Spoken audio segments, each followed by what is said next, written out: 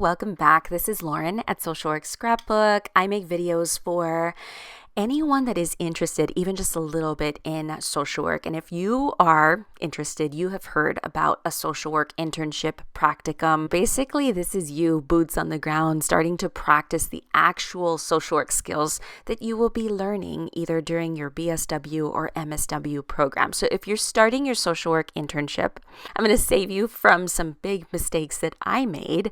And I'm going to share 3 things I wish I knew before I started. Number 1, being nervous is a good thing. I want to repeat that. I want you to really let this sink in. Nerves mean that you care. You're about to venture into the actual work. So you've been studying in textbooks and in the classroom, and now you're about to apply it all. If you weren't nervous, I would honestly be very, very concerned.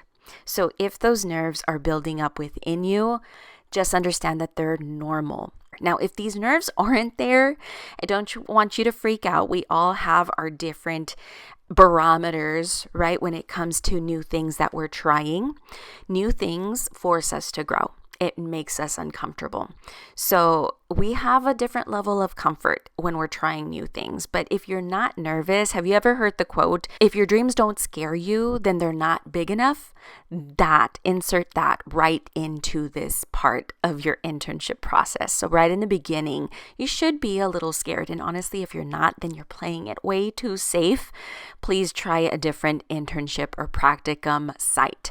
Because if you've been working, let's just say with little kids in and out of classrooms or daycares or babysitting or whatever your experience is with young ones, and you're about to be placed in an elementary school, you may not have too many nerves because you feel like, I got this, right? I've been doing this. Now I'm just going to bring a social work lens to it, which is true, but I would so push you out of that comfort zone. You're like swimming in the shallow end of the pool right now. I would throw you at least to where your feet don't touch the ground, right? The pool ground. And try a different population. Try adolescents. Try family work, system work, macro social work. Now, I bet there's a little bit of nerves starting in the pit of your stomach, and they should be there. My best advice here is lean into those nerves instead of trying to get rid of them. This is so much easier to say than to do because I hate being new. I have shared this in many personal episodes on my podcast that I have released that are here on YouTube, but also on a podcast version over on Apple and Spotify. Being new to something, it's so uncomfortable that we don't want to do it. Like our body gets so acclimated to comfort, to the norm. We don't want any of these stress hormones being released because they don't feel good. So if your body just wants to reject all this new stuff, does not want to even dive into the internship at all, it's actually doing what it's meant to do. It's trying to protect you and trying to keep you safe. Your brain is what's really gonna help you stay in your moment right now because your body is like, this is unsafe. This is not right. What are we doing? You have to go ahead and let the body know. The brain needs to communicate to the body that there isn't a bear you are running from right now. This is just a new experience, something that is going to allow you to grow into the person you're meant to be. Now that you're leaning into those nerves, truly communicate with your supervisor. This is your field instructor. The supervisor, field instructor, that is the same person. You may also have a task supervisor. That's not your main supervisor, but that's someone that is a social worker or a counselor, someone that's at your internship site that's also overseeing you if your supervisor isn't necessarily in the same building when you're gathering your internship experience. But communicate to the people around you. So in your internship, if you're brand new to this, I want to just review some of the key terms.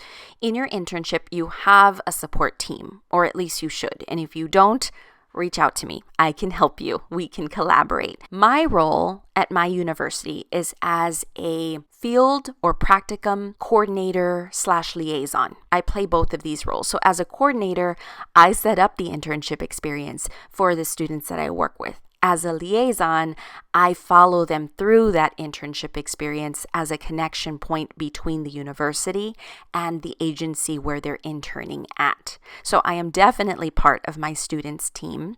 The other part of your team is going to be the field instructor or the supervisor that we just went over, and then possibly some task managers that are also at the internship site. This doesn't have to be a practicing social worker, and I'm sorry if I'm losing you here. There is a lot of moving parts, which is why there's a team to support you. But ask your questions in the comments below, and I will be sure to respond to those, probably in short form video response to make it easy to digest. But it's super important to communicate the nerves, and honestly, even speaking out the nerves and just calling it out. This is something I like to do when I'm presenting. If I'm particularly nervous, I just call out the elephant in the room and let everyone know, whew, I have some nerves here. The nerves are kicking in, and that's okay. But calling yourself out on this, especially as a student, don't feel like you have to know it all. Let your supervisor know where you're at and how you deal with those nerves so that they understand you're not being hostile or you're not being quiet or standoffish. You're actually just a little nervous. If you label that, it will ease the nerves down, and it also gives your supervisor that insight.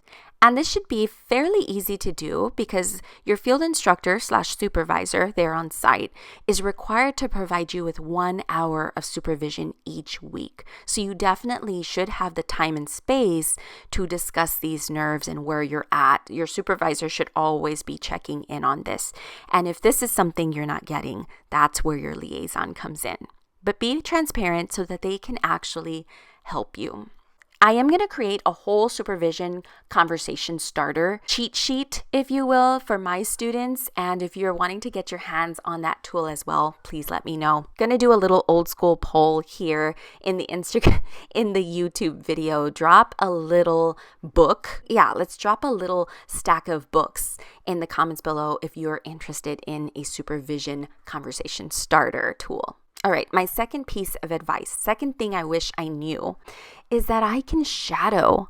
Oh my God, shadowing, it is the best way of learning. You can shadow as many social workers as you can and beyond, right? Let's not limit it to just social workers. If you are a social work student, by default, you have to have a social worker as your field instructor / supervisor. But those around you may not be social workers. They may be licensed professional counselors, LCDCs, licensed chemical dependency counselors, LMFTs, licensed marriage and family therapists. Shadow as many helpers and healers that are around you as possible. And the reason why is because every social worker, every professional has a very different style and approach that they bring into their work. So seeing multiple approaches is really going to help you dive into where your style is. Is it a mix of this and that? Is it a blend? Is it not that completely? You're going to be able to figure this out as you see different social workers, different people bring their lens to the work that they do. If there's more than one social worker on the site, please, my best advice is to ask early on in your practicum or internship experience. Ask super early on if you can get on their calendars. One thing I can tell you about social workers is that their calendars fill up really, really fast. So you want to get on their calendar early before these internship weeks slip through, because when you're having fun, time flies, and a practicum internship is fun, along with a lot of other things. But be sure you get on their calendars early and pay attention to both the technical skills that they're using and the interpersonal style and approach that they bring to those skills. It's kind of like playing bingo, trying to find the skills. You'll find strengths perspectives here. The confidentiality statement said this way there. It's really cool and really fun. This is also a great way just to normalize and acclimate to the profession itself, especially if you've never been in this type of setting. And my last thing I wish I knew is that your clients, and this is a big one, okay? This is huge. You may not even get a client for quite a few weeks, and then you feel like, when is the action going to start?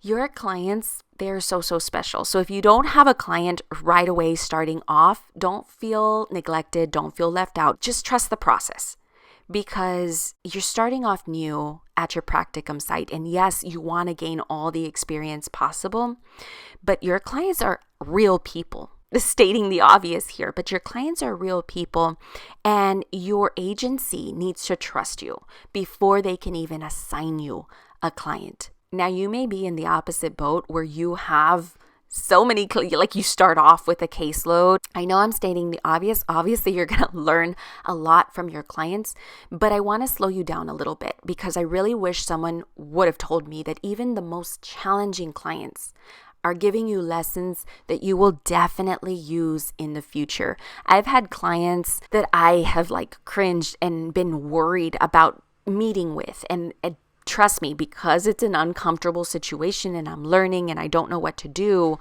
I want to avoid that uncomfortableness that we started off talking about. But it's super important, because they are placed in your social work professional journey for a reason.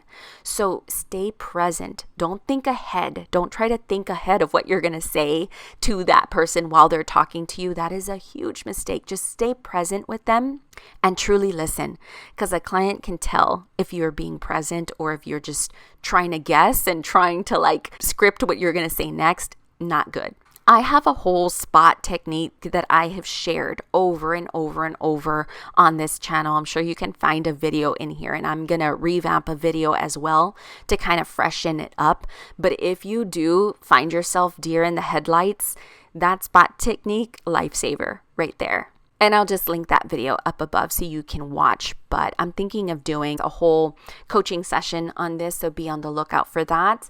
And this is honestly, I saved the best for last, because the client kind of gets lost in the picture of things when you're a student, when you're an intern, because you're trying to, of course, be sure that you are getting a good grade for the practicum, right? And that's going to come from your liaison and the feedback from your supervisor or field instructor. You're trying to also get good grades in your program, because you're also taking classes. And then you're also just trying to survive, right? Your basic life, your family life, your personal life, you're just trying to survive day to day. So there's a lot on your plate. It is super important to reflect after each session. And by reflect, I literally mean grab a journal, take notes digitally or on paper. It's super important to get into this mode, because all of these feelings, all of these initial reactions after your sessions are things that you can bring into the supervision hour with your field instructor. And then you will unlock even more insights. Your internship experience is hectic. It is a lot. It's nerve-wracking, because major growth is happening here. Once you get into the groove of things, all of a sudden everything starts clicking, and then it's over. And the growth has all happened. And you're like, what? How? You don't notice it in the moment at all. And that is where these reflections, these journals, are truly going to help slow that down, so that you can actually relish in your growth and your success. Journaling and reflecting on these lessons that your clients are teaching you is truly going to build that self-awareness and empathy and confidence. And it teaches you the ultimate lesson of social work academia, which is trust the process. Honestly, I know you may not believe me, but the growth happens so much faster than you think. So truly lean into it. Lean into all of it. Be sure to follow me here on YouTube. Check out my podcast as well. We dive into a little more of my own insights over there. I will link that in the description box below as well. And for more little quick nuggets of advice, if this was just way too long of a video, which we are almost over 10 minutes here, I do want to let you know that my Instagram at Social Work Scrapbook has these tiny little nuggets and takeaways that are much smaller, bite-sized, and easy to digest material for you. So check that out as well at Social Work Scrapbook. Thanks so much for tuning in and watching. Please comment below if this was helpful and share it with those that you think may benefit as well. Until next time, I am wishing you social work success. Bye, guys.